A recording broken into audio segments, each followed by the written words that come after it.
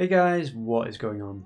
The haunting event is now live in Call of Duty, and we have a bunch of cool things to try out across Warzone, multiplayer, and of course Cold War Zombies. And today I'm taking a look at the game mode of Hallows Eve Outbreak and seeing if it's any good. After playing a couple of rounds, I have to say this game mode is really fun. You spawn into a single outbreak map and you've basically got 10 minutes to survive until you can attempt to exfil. The main difference is the zombies, in that they all have pumpkin heads on. Even the dog zombies, the manglers, and quite comically the mimics also have a big pumpkin on their head. You can actually get essence by shooting the pumpkins off their head, but in reality you don't need to worry too much in this mode about building up your essence count. Every 2 minutes the game moves up an outbreak level, i.e. where the world gets harder, and with it you will get a ton of essence for each 2-minute interval. One of the things I found quite interesting about this mode is that you'll have 3 anomalies around the map, and for players new to this they will naturally gravitate towards them and activate them immediately. Annoyingly, what my teammates didn't seem to realise, however many matches I was in, was that activating one of these anomalies actually sets a detonation countdown timer on the beacon, and after around 90 seconds or so, it will actually blow up. So you'll no longer be able to use things like the Pack-a-Punch, the armour, etc.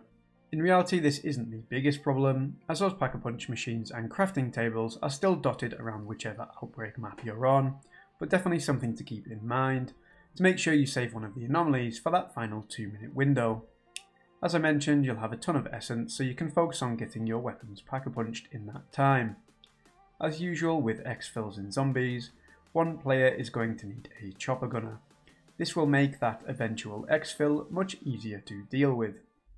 Speaking of the essence that you'll be given, salvage is also plentiful, and so it's very easy to obtain level 3 armour within that 10-minute window, as well as being able to craft things like a self-revive and those chopper gunners that I mentioned.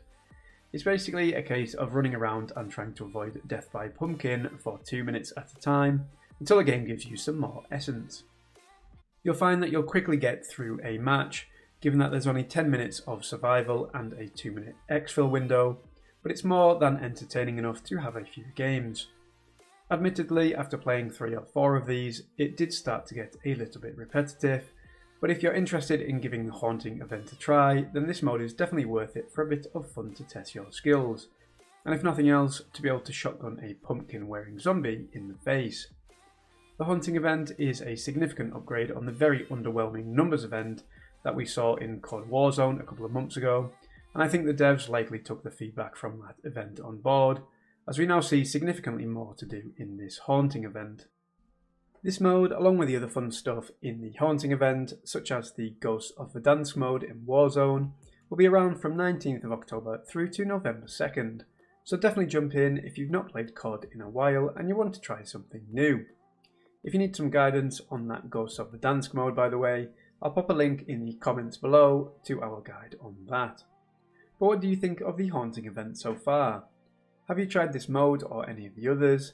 And do you think this is a fitting tribute to what is the end of Warzone and Cold War as we know it? Or is it simply a stopgap until we move on to Call of Duty Vanguard in early November?